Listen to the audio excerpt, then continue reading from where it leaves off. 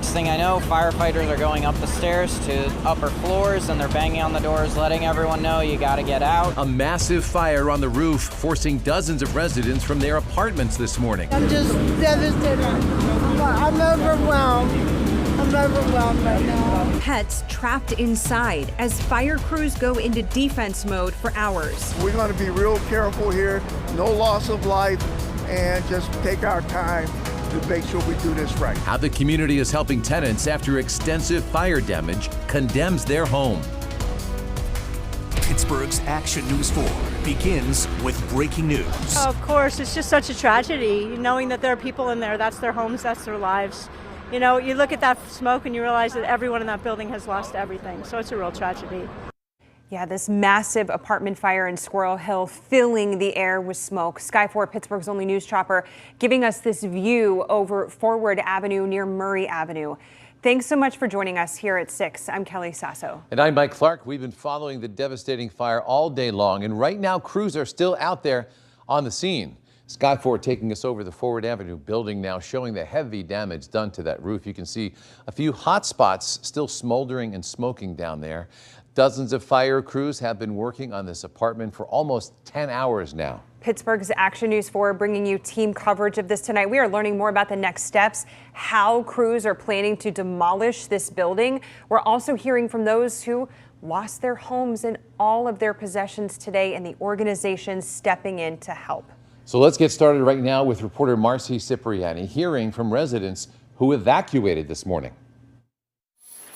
The residents I spoke with here today sat for hours just across from their building watching it burn. Many say they never imagined when they were evacuated early this morning that they would not ever be able to go back home.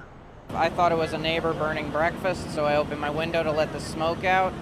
Then the next thing I know, firefighters are going up the stairs to upper floors, and they're banging on the doors, letting everyone know you got to get out. So I thought it was a minor fire that they were going to take care of quickly, so I came out without my cell phone and shoes, but it turned out to be a bit more severe than anticipated. Matthew Stock was one of the 30 residents who spent the next several hours watching their building burn.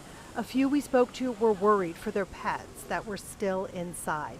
We did see 2 of those residents reunited with their cats who were rescued by firefighters.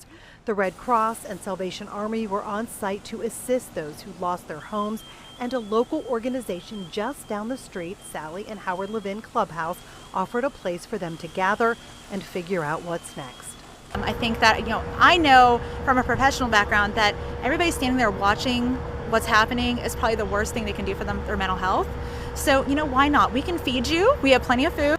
Many residents who lived here are now at the Sally and Howard Levin Clubhouse. That's where the Red Cross is assisting them with things such as clothing and a place to stay now that their home is being torn down. Covering Allegheny County in Squirrel Hill South, Marcy Cipriani, Pittsburgh's Action News 4. Marcy, thank you. As Marcy just told us, the Red Cross is now assisting a handful of residents who have been impacted by the fire. And right now, reporter Jordan Sayopa is joining us live in Greenville, hearing more about those efforts. Jordan?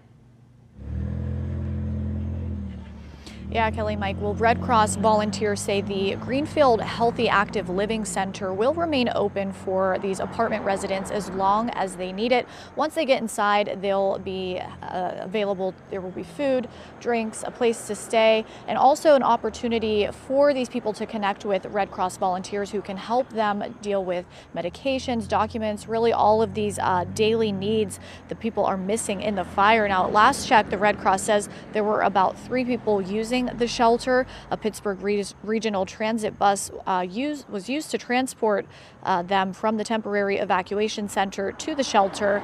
Many of the displaced residents are planning to stay with friends and family. The Red Cross says their services are still available to those people even if they aren't at the shelter.